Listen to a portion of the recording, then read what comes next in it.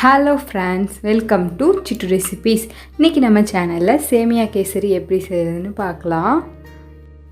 கொஞ்சம் நட்ஸ் எடுத்திருக்கேன், 2 ஸ்பூன் நெய் எடுத்திருக்கேன், 2 கப் சேமியா, 1 கப் சுகர், 1/2 லிட்டர் காய்ச்சாத பால்.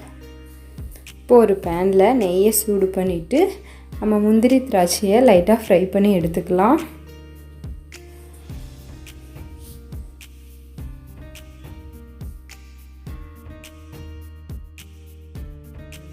இப்போ அதே நெய்யில் நம்ம எடுத்து வச்சுருக்க சேமியாவை சேர்த்து வறுத்துக்கலாம். சேமியா வந்து கலர் மாறி கொஞ்சம் கோல்டன் கலர் ஆகிற வரைக்கும் அதை வறுத்துக்கலாம்.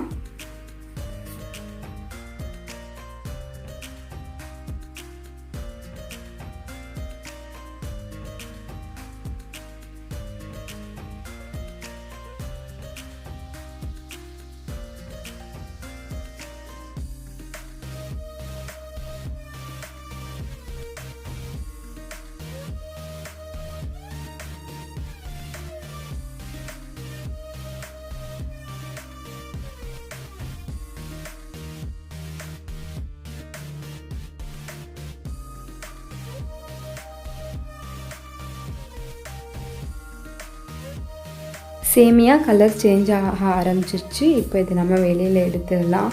இதுக்கு மேலே வச்சா அது வந்து கருகிரும், சேமியா கருகிற மாதிரி போயிடும். இப்போ இதை வெளியில் எடுத்துகிட்டு அதே பேனில் நம்ம பால் எடுத்து வச்சுருக்கோம்ல, அந்த பால் கூட கொஞ்சமாக தண்ணி சேர்த்து பாலை கொதிக்க வைக்கலாம். பால் கொதித்து வரும்போது நம்ம வறுத்து வச்சுருக்க சேமியாவை உள்ளே சேர்த்து வேக விட்டுடலாம்.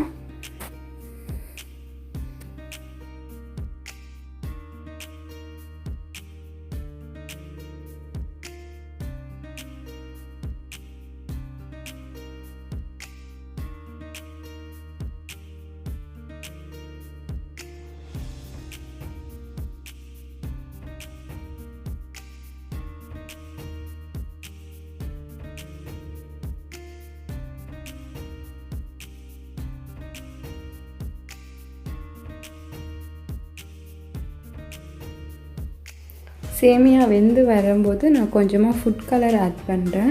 உங்களுக்கு வேணான்னா நீங்கள் சேர்க்க வேணாம். சேமியா நல்லா வெந்ததுக்கப்புறமா தான் நம்ம சுகர் சேர்க்கணும், இல்லாட்டி இனிப்பு தெரியாது.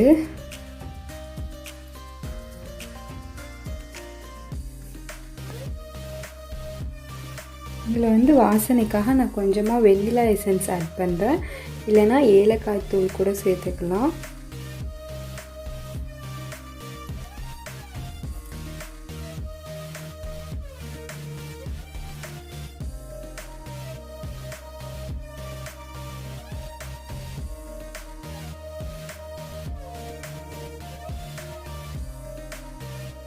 சேமியா ஓரளவுக்கு நல்லா வெந்துருச்சு. இந்த ஸ்டேஜில் நம்ம சுகர் சேர்த்துக்கலாம்.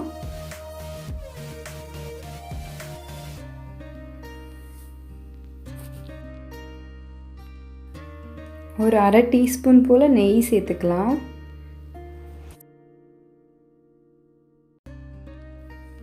நல்லா கிண்டிகிட்டே இருக்கலாம். நம்ம கேசரி ரெடி ஆகிற வர அந்த சேமியா வந்து ஒரு க்ரீமி கன்சிஸ்டன்சி வர வரைக்கும் நல்லா கிண்டிகிட்டே இருக்கணும்.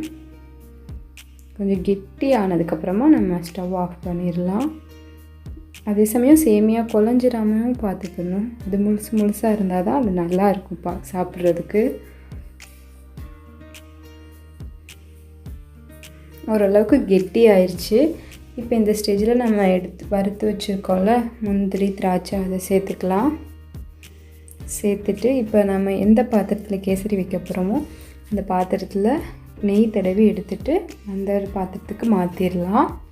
உங்களுக்கு எந்த ஷேப்பில் கேசரி வேணும்னு நினைக்கிறீங்களோ அது மாதிரி ஒரு பாத்திரத்தை எடுத்து அதில் நெய் தடவிட்டு இந்த மாதிரி மாற்றிட்டு லைட்டாக இந்த மாதிரி கொஞ்சம் மேலே சரி பண்ணி விட்டுடலாம்.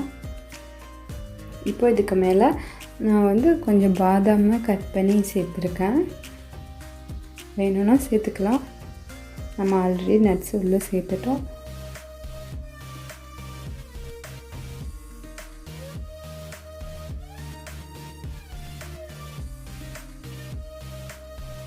அவ்வளோதான். இதை அப்படியே வச்சுட்டு இந்த சூடு கம்ப்ளீட்டாக ஆறுனதுக்கப்புறமா எடுத்து கட் பண்ணி சாப்பிட்லாம்.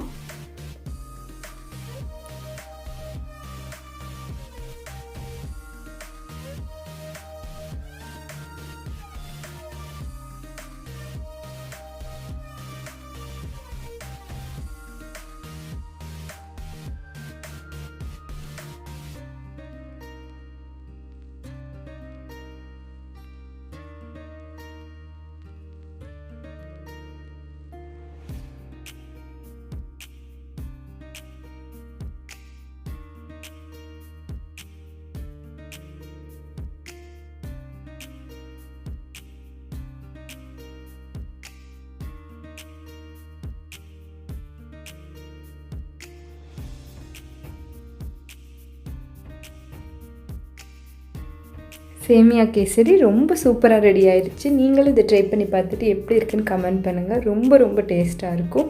இந்த ரெசிபி உங்களுக்கு பிடிச்சிருந்துச்சுன்னா லைக் பண்ணுங்கள், ஷேர் பண்ணுங்கள். சிட்டு ரெசிபிஸ் சேனலுக்கு சப்ஸ்கிரைப் பண்ணுங்கள். தேங்க்ஸ் ஃபார் வாட்சிங் ஃப்ரெண்ட்ஸ்.